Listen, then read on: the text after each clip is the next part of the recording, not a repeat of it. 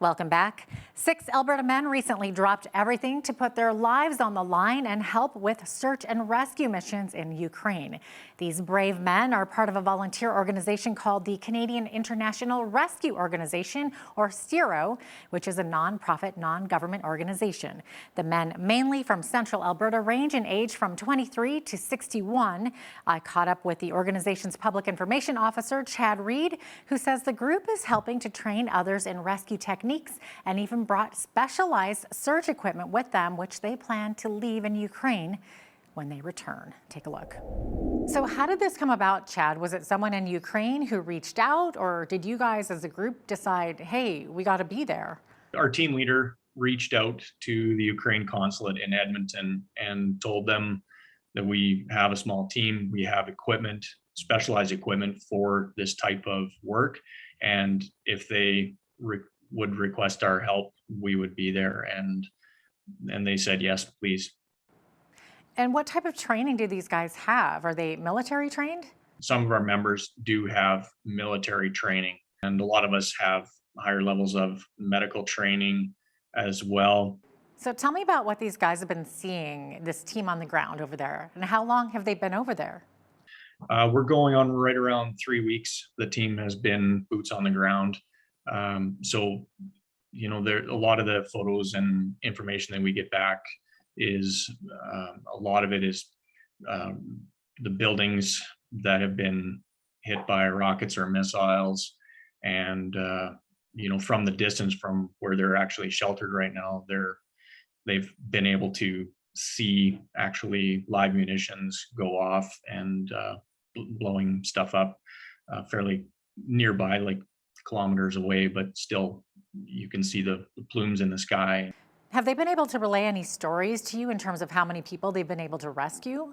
Yeah, right now, so our count, and this was a couple of days ago, but we had 3 complete rubble piles that the team had gone through, and out of that, a couple of casualties were located and recovered from the rubble piles live. So that's excellent news. And then our combat medic happened to be near one of the Ukrainian soldiers that was injured, and was able to attend to the soldier and get him patched up. So it was great to have him there.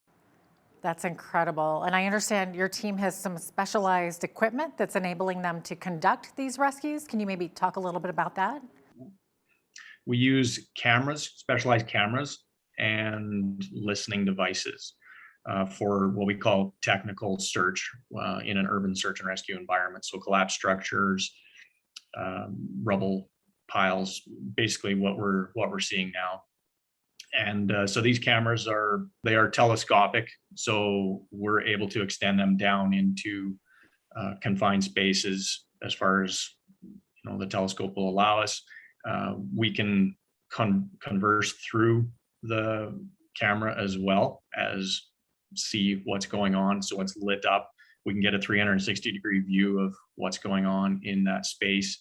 And if we are able to make contact, they can talk back through the camera, and we can have live footage of what's going on in that space. So, for a casualty, I'm sure you could imagine that somebody in a confined space like this, and now they're able to get communication, would be staggering. So, and then we also have audio equipment where it's basically sensors that we can place on a rubble pile, and then we can try and make contact with anyone in the spaces and essentially ask them to call out or knock on something or scratch, whatever they can do to allow us to be able to pinpoint.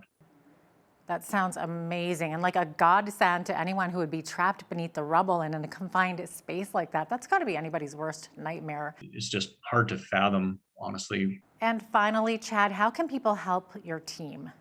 We have a Canada Helps.